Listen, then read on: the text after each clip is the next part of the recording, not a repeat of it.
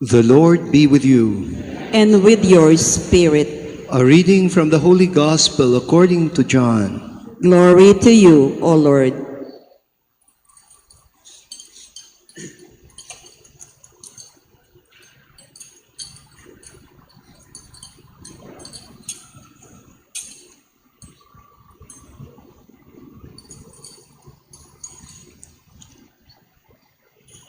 Near the cross of Jesus stood his mother and his mother's sister, Mary, the wife of Clopas, and Mary of Magdala.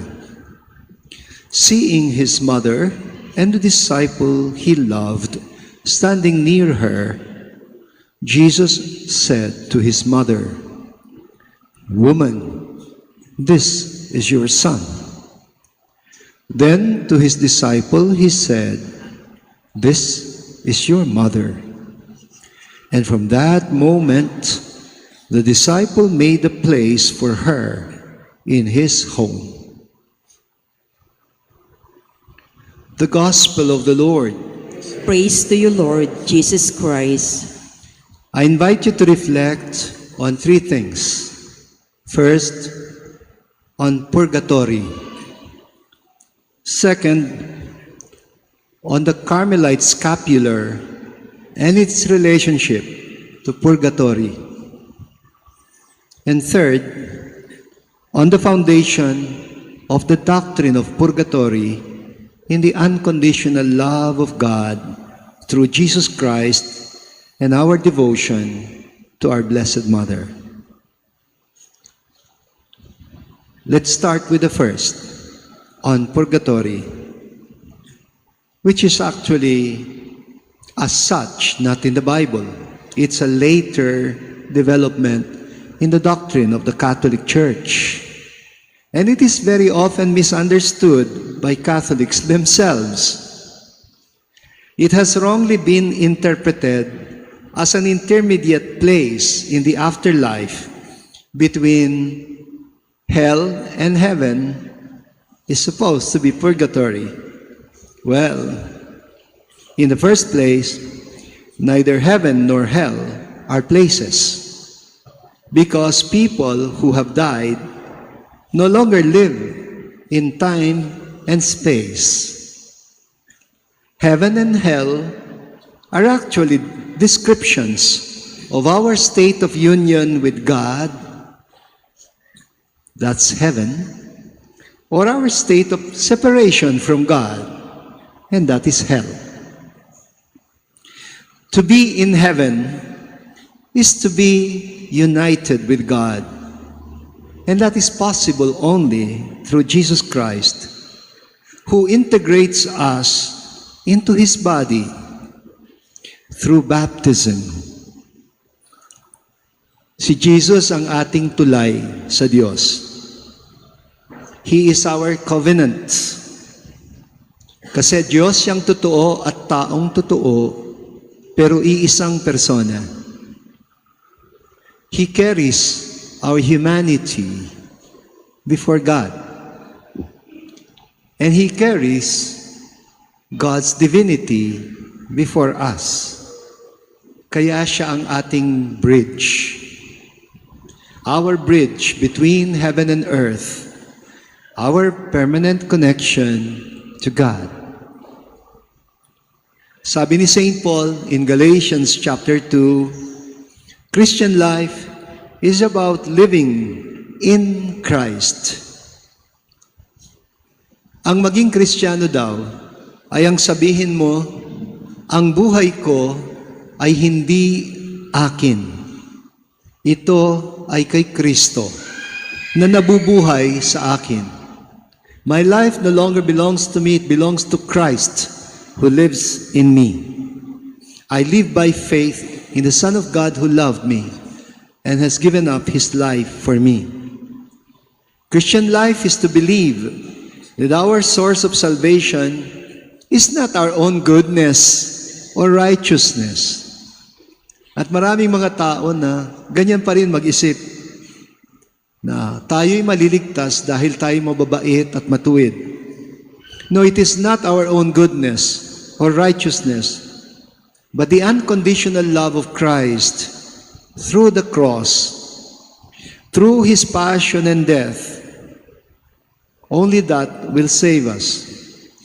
Only through Him who has given up His life for all of us, as in all. Pati ang mga kinamumuhian natin. All of us. The offer of salvation is for all, both righteous and sinners. Kaya nalulungkot si Pope Francis kapag ang church ay nagiging exclusive company or fellowship of only the righteous and the saints and the saintly or the holy. Sabi niya, no. The church is a field hospital for the sick, for the broken, and for sinners. Meaning, sa pamamagitan ng grasya ng binyag, si Kristo'y sumasa atin. At maraming beses naman sumasa atin talaga ang Diyos, pero madalas tayo hindi sumasa Kanya. Pwedeng mangyari ito kapag humihiwalay tayo o lumalayo tayo ng kusa sa Diyos at nabubuhay sa kasalanan. Sino bang magtatapon sa atin sa impyerno? Hindi naman ang Diyos. Ewan ko lang kung naniniwala pa rin kayo na itatapon kayo ng Diyos sa impyerno. Hindi totoo yun. That is a heresy. Hindi misyon kailanman ng Diyos ang parusahan ng tao. Isa lang ang misyon ng Diyos, ang iligtas tayo. Pero pwede talaga tayo mahulog sa impyerno kung gugustuhin natin. Kung lalayo tayo sa pinagmumulan ng lahat ng buhay, kapag tayo'y bumukod sa tanging pinagmumulan ng buhay, hell is separation from God, plain and simple. Humiwalay ka sa Diyos, nasa impyerno ka. Separation from God is permanent death with no hope of resurrection. And that is what hell means. Ngayon naman, we reflect on the scapular of Our Lady of Mount Carmel at ang koneksyon nito sa doktrina ng purgatorio.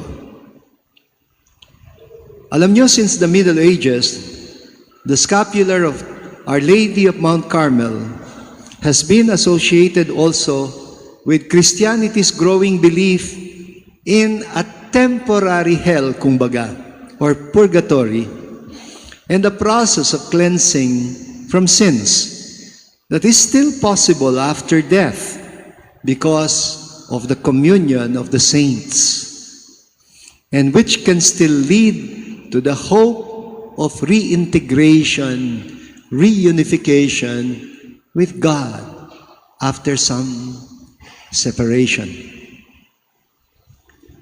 Purgatory is not an in-between or intermediate place between heaven and hell. Purgatory is hell. It is actually like hell because there is a state of separation or alienation from God. But it is not permanent hell.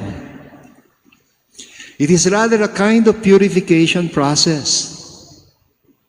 The book of wisdom in the Bible is using the image of purification by fire. Kung kayo'y nagsisimba sa mga funeral masses, you may have noticed na ang common first reading is Wisdom chapter 3. Like gold that is tested in fire, He proved them. This is a beautiful image of cleansing. Yan ang purgatorio. nililinis tayo. Kasi the image is the gold that is melted in fire. Yung palang ginto, sa una hindi naman dalisay yan. Maraming impurities. At kapag hindi siya purified, mababa ang kilatis. Para tumaas ang value, tinutunaw ito to remove the impurities. Like gold that is tested and purified by fire. A beautiful image of cleansing that suggests a kind of a temporary hell, if you might call it that. And so, purgatory is a beautiful doctrine. It is a radical statement that holds on to the unconditional love and mercy of God, whose objective is never to condemn but to save. Well, I suggest you read that in John 3:16 to 17. For God so loved the world, He gave us His only Son, so that all who believe will not perish, but will have eternal life. But the next verse says, for God did not send His Son to the world to condemn the world. Ayun, napaka-explicit, di ba? Ba't ba tayo natatakot na siya mismo ang magtatapon sa atin sa impyerno? God did not send Christ to the world to condemn the world, but to save it. This is a stubborn confession of faith in the God who never gives up on us. That is how much God loves you. He will never give up on us. That's a beautiful thought. Kasi you can never have faith without first being awakened to how much you are worth, how much you are valued by God. And then when you begin to respond to the love of God, that's when you begin to have faith. Kasi faith is only a response to the love of God. You know, St. Paul says it even better. So Romans chapter 8, he says, who can separate us from the love of God? In simple language, sino magtatapon sa atin sa impyerno? O maglalayo sa atin sa pag-ibig ng Diyos? It is a question that presupposes that we are already united with God through Jesus Christ by baptism, through the grace of the Holy Spirit who attaches us, connects us permanently to the body of Christ, even as sinners. So, will it be the end of us if we die in a state of sin? This is the common question people ask. The concept of hell as permanent, na kapag nahulog ka sa impyerno, wala nang pag-asa. But the idea that people are beyond salvation after death if they're separated from God is not a Christian idea. And you know, the Carmelites were among the first to enlighten us about this. And that is the meaning of the symbolic statement of the Carmelite scapular. Hindi po magic yan. It is not a piece of magic that you wear and you are guaranteed instant salvation. Walang ganyan. Instant salvation. Insulto sa Diyos yan. No. When we wear the scapular, we make a statement. And what we're saying is, hindi ako hopeless kahit kailan. There is always hope for sinners who have been baptized into Christ. Yes, even for those who have died in a state of sin. those who might have deliberately chosen their hell, those that might have separated from God. St. Paul says this eloquently: nothing can separate us from the love of God. Why? Because of Christ Jesus our Lord.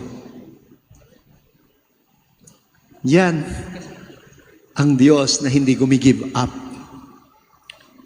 And this is a very radical statement when you say nothing can separate us from the love of God.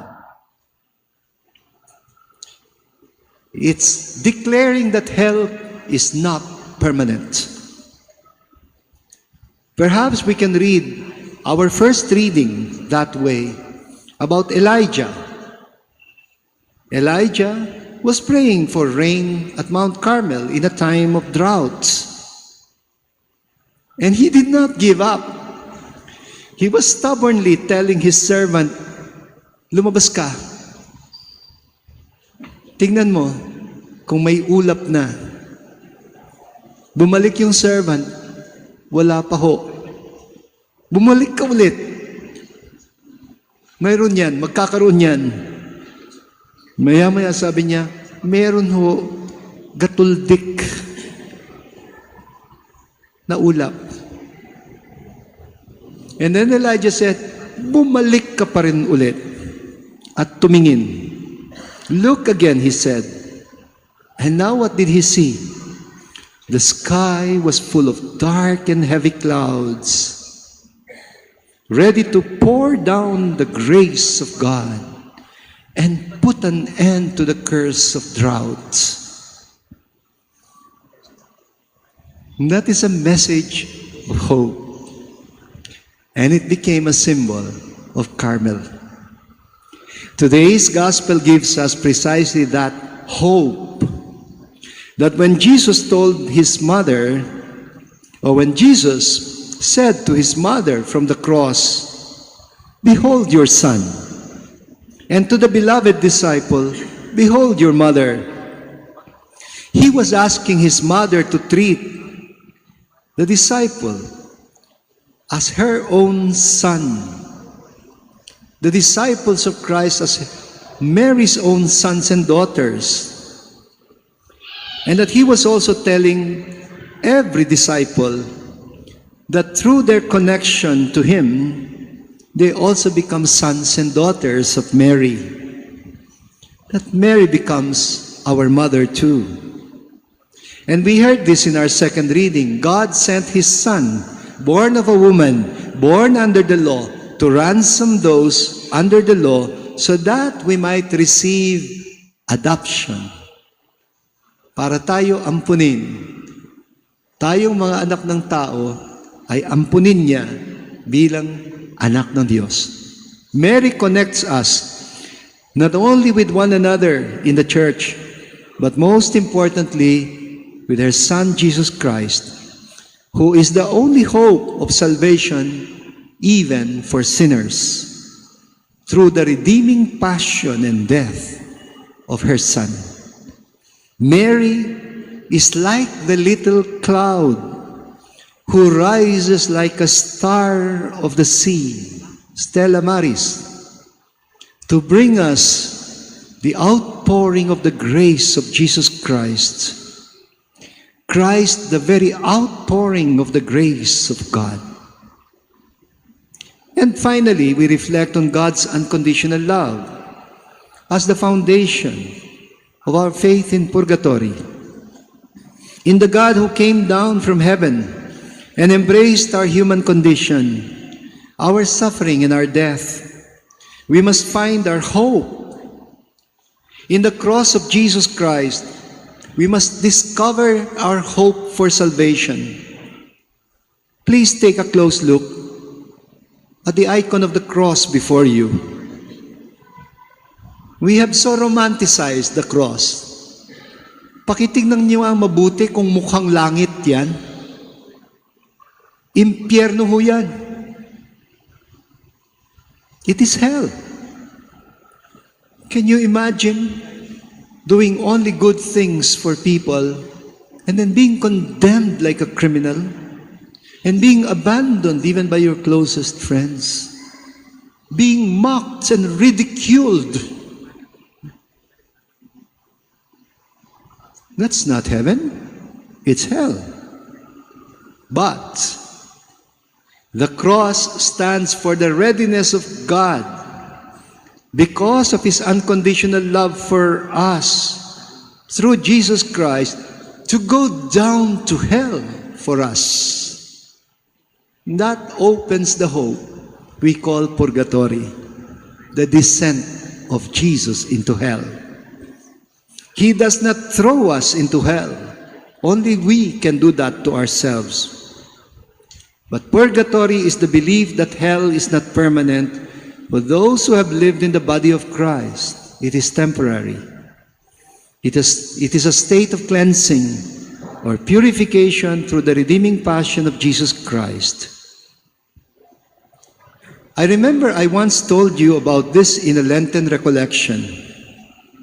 Ginamit ko pa nga as analogy yung awit na sana'y wala ng wakas, where the lover is saying to the beloved, kahit na ilang ulit na ako'y iyong saktan, hindi kita maaring iwanan.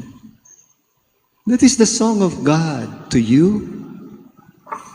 That is the song of Jesus Christ. And in the end, sasabihin niya, hindi lamang pag-ibig ko, hindi lamang ang buhay kong ibibigay sa ngalan ng pag-ibig mo. Meaning to say, yes, even if you choose to go to hell because you choose to, I will be ready to go down to hell for you because I will never give you up. The source of hope is this: we're not alone. There are always people we love and people who love us, who remain connected to us spiritually even after death. That's why we pray for the dead. We may detach from Christ, but through our connection to those who continue to be integrated into Christ, there is hope. I think that statement is what is beautifully expressed in the scapular of Carmel. Para ba itong lifeline that is being extended by Mary to us? And that lifeline is not Mary herself. It is only Jesus Christ, her Son, who will never ever give up on us. Jesus Christ, who will never leave us in hell. His redeeming passion and death through the church continues for as long as we learn to love with the love of Christ.